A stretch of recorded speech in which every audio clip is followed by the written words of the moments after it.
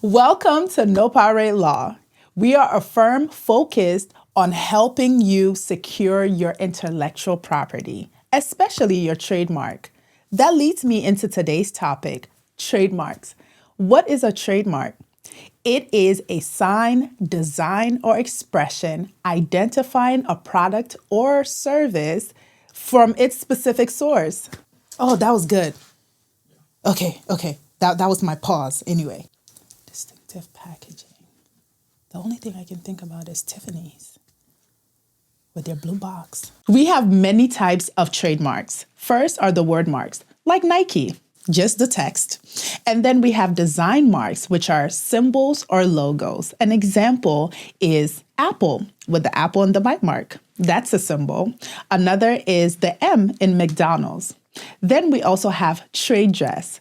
A good example for that would be probably the Tiffany box. Remember Tiffany blue?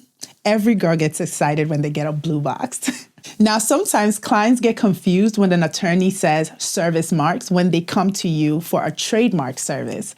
Now, they're the same thing. They're pretty much interchangeable. People use service marks because they want to differentiate between the good or the service that you are providing. If you want a trademark for your business that provides services, the correct term would be a service mark. Now, if your business provides goods, then it would be a trademark. Again, interchangeable is the exact same thing. Now, let's talk about how the registration process works. Two things. First, your trademark or whatever element you would like to trademark has to be distinctive and not generic or merely descriptive. Another thing you have to realize when you are registering your trademark is making sure that you are classifying your service or goods accurately. One common reason for refusal from the USPTO's office is the likelihood of confusion. So let's get into it. I have a few examples for you. So initially, when Booking.com wanted to get their trademark, the USPTO's office initially rejected it because their reasoning was that booking is a term that majority of the people use when, booking for a flight or a hotel. And thus, they couldn't allow Booking.com to make that a trademark. This case ended up going to the Supreme Court, but the Supreme Court slightly disagreeing and saying that the phrase Booking.com together was brand element enough and that people were accustomed to the brand and they should be allowed to have their trademark.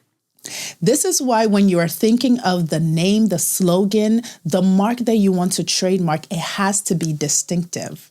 The next case I have for you is between Apple Rubber and Apple Ink. Now, remember when I said that one common reason for the USPTO to reject your trademark is for the likelihood of confusion? So Apple Rubber, which sells seals and O-rings, wanted to trademark the name Apple. Apple Ink then opposed it, saying that Apple was so globally and widely known that if Apple Rubber were allowed their trademark, consumers would think that Apple Inc. was creating those products. Now, initially, the Supreme Court opined that even though the goods were so different, which would allow such a trademark, Apple made a good point, stating that they were so globally known that, quite honestly, anytime anything has Apple attached to it, consumers just assume that Apple Inc. made it. And so Apple Rubber, their trademark application was rejected. Think about that when you want a trademark. Make sure that your mark isn't going to be a mark that likely causes confusion. If you already have a mark and somebody else wants to trademark a mark that might be similar to yours, you also might want to exercise your right by opposing that mark, stating the same thing that Apple Inc. did, saying that your customers are so accustomed to you that allowing the other trademark could interfere with your business. One common question I get as an attorney is if I can trademark my mark internationally. And the simple answer is yes, thanks to the Madrid Protocol. Now, if you are thinking about trademarking your mark internationally, please give my office a call. You can trademark nationally in certain countries or utilize the Madrid Protocol to be trademarked in multiple countries at once.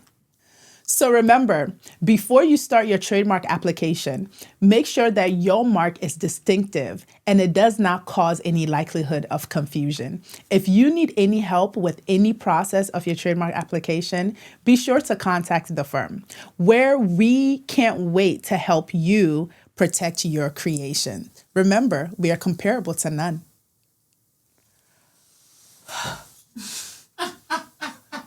Oh my God, I'm done.